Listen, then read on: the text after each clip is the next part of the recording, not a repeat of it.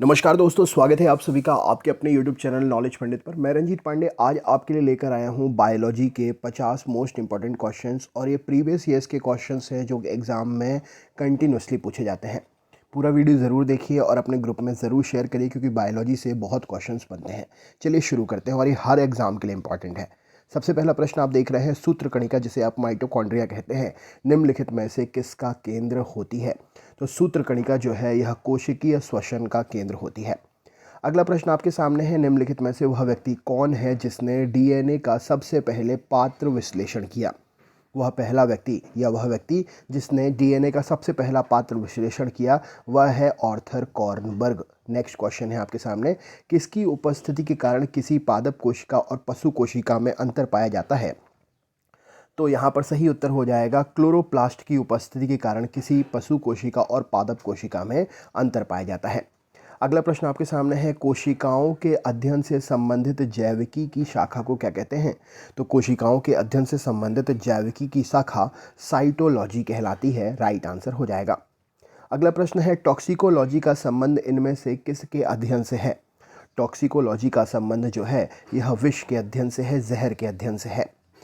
निम्नलिखित में से किसको सेल का पावर प्लांट भी कहा जाता है? इनमें से किसे सेल का कोशिका का पावर प्लांट भी कहा जाता है? तो माइटोकॉन्ड्रिया को सेल का पावर हाउस पावर प्लांट भी कहा जाता है। नेक्स्ट क्वेश्चन है, यूकैरियोटिक सेल में प्लाज्मा झिल्ली किसकी बनी होती है? तो यूकैरियोटिक सेल में प्लाज्मा झिल्ली जो है फॉस्फोलिपिड की बनी होती है।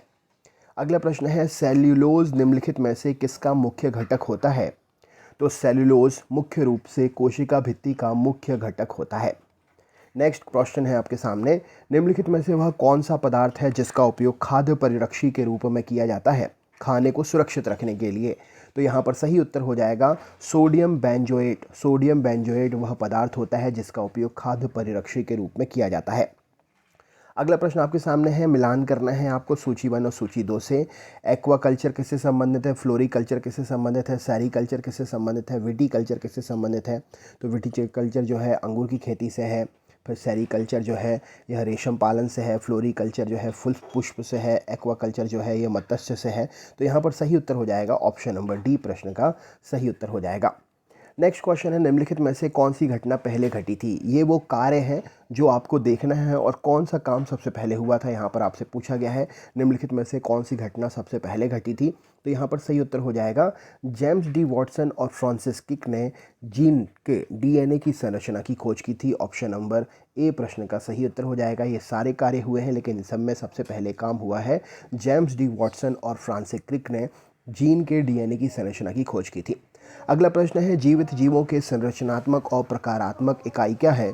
तो जीवित जीवों की संरचनात्मक और प्रकारात्मक इकाई जो है वह कोशिका है। नेक्स्ट क्वेश्चन आपके सामने है, निम्नलिखित में से किस कोशिका द्रव्य कोशिकांग को यूकैरियोटिक कोशिकाओं के भीतर प्रोकैरियोटिक कोशिकाएं माना जाता है? तो यहाँ पर सही उत्तर हो जाएगा ग्लाइऑक्सिसोम। ग्लाइऑक्सिसोम जो है यह कोशिका द्रव्य हैं और कोशिकांग हैं जो यूकैरियोटिक कोशिकाओं के भीतर प्रोकैरियोटिक कोशिकाएं माना जाता है। अगला क्वेश्चन है, प्रतिजन क्या होता है? तो प्रतिजन प्रतिरक्षी निर्माण के लिए उद्दीपन करने का काम करता है। ऑप्शन नंबर सी प्रश्न का सही उत्तर हो जाएगा। नेक्स्ट प्रश्न है, अनुवांशिक सूचनाओं का मास्टर कॉपी किसे कहा जाता है? तो अनुवांशिक सूचनाओं का मास्टर कॉपी डीएनए को कहते हैं। ऑप्शन नंबर डीएनए प्रश्न का सही उत्तर हो जाएगा। सेल्यूलोज भित्ति किसके सेलों में पाई जाती है? तो सेल्यूलोज भित्ति जो है यह पौधों की सेलों में पाई जाती है। राइट आंसर हो जाएगा। अगला क्वेश्चन है, नग्न आँखों से देखे जा सकने वाले कोशिकाणुओं का सबसे छोटा आकार क्या है? तो नग्न आँखों से देखे जा सकने वाले कोशाणु का सबसे छोटा आकार option number 100 micron right answer हो जाएगा। नेक्स्ट क्वेश्चन है, कोशिका किसके कारण स्फीत हो जाती है, बढ़ जाती है? तो अंतः परासरण की प्रक्रिया, जिसमें आपने देखा होगा अंगूर को पानी में भिगोकर रखने पर, माफ़ करिएगा किशमिश को पानी में भिगोकर रखने पर सुबह तक वो फूल जाती है, यह भी अंतः परासरण की प्रक्रिया है। राइट आंसर हो जाएगा। नेक्स्ट क्वेश्चन है, निम्नलिखित में से कौन सा पादप रंजक लाल और सुदूर लाल प्रकाश क्षेत्र में अवशोषित होता है? तो सुदूर लाल या लाल पादप रंजक, इनमें से सही उत्तर हो जाएगा ऑप्शन नंबर फाइटोक्रोम। फाइटोक्रोम नाम का जो पादप रंजक होता है वह सुदूर लाल और लाल प्रकाश क्षेत्र में अवशोषित होता है। किसमें रखे जाने पर कोशिका का आयतन बढ़ जाता है? तो समपरासरणीय घोल में रखे जाने पर कोशिका का आयतन जो है वह बढ़ जाता है। अंतःशोषण की प्रक्रिया में क्या निहित होता है? तो अंतःशोषण की प्रक्रिया में ऑप्शन नंबर सही उत्तर हो जाएगा अवशोषण निहित होता है। राइट आंसर क्या हो जाएगा? अवशोषण। ऑप्शन नंबर ए विसरण है, कोशिका का क्रिया है, अवशोषण है। ऑप्शन नंबर डी ए और बी दोनों हैं, तो यहाँ पर ऑप्शन नंबर सी अवशोषण। तो अंतःशोषण की प्रक्रिया में अवशोषण निहित है। वृक्क के आकार की द्वार कोशिकाएं किस में पाई जाती हैं? तो वृक्क के आकार की द्वार कोशिकाएं द्विबीजीय पादपों में पाई जाती हैं। राइट आंसर हो जाएगा। अगला क्वेश्चन है ऊतक जन जिससे बाह्य त्वचा बनती है उसे हम किस नाम से जानते हैं? तो वह ऊतक जन जिससे बाह्य त्वचा बनती है उसे हम त्वचा जन के नाम से जानते हैं। रंध्र मुख द्वार इस पर आधारित होते हैं या रंध्र मुख इनमें से किस पर आधारित होते हैं? तो रंध्र मुख जो है अंतःपरासरण की क्रिया में मुख पर, रंध्र द्वार मुख पर अंतःपरासरण की क्रिया में आधारित होते हैं। नेक्स्ट क्वेश्चन है डंबलाकार द्वार कोशिकाएं किस में होती हैं? तो डंबलाकार द्वार कोशिकाएं गेहूं में होती हैं। नेक्स्ट है सबसे बड़ा एक कोशीय जीव कौन है? तो अमीबा सबसे बड़ा एक कोशीय जीव है। ऑप्शन नंबर डी प्रश्न के लिए सही उत्तर हो जाएगा। नेक्स्ट क्वेश्चन है हरित ब्लॉक का संबंध किससे है? तो जैव ईंटें हरित ब्लॉक कहलाएंगी। राइट आंसर हो जाएगा इस प्रश्न के लिए जैव ब्लॉक। नेक्स्ट क्वेश्चन देखते हैं पैरामीशियम में उत्सर्जन द्वारक को किस नाम से जाना जाता है? पैरामीशियम में उत्सर्जन द्वारक को किस नाम से? तो इसे हम साइटोपॉइज के नाम से जानते हैं। पैरामीशियम में उत्सर्जन द्वारक को साइटोपॉइज के नाम से जानते हैं। नेक्स्ट क्वेश्चन है बारी पिंड किस में पाया जाता है? बारी पिंड किस में पाया जाता है? तो मादा कायिक कोशिकाओं में बारी पिंड पाया जाता है। ग्लूकोज किसका एक प्रकार होता है? तो हेक्सोज शर्करा का मुख्य प्रकार होता है ग्लूकोज। ऑप्शन नंबर बी प्रश्न का सही उत्तर हो जाएगा।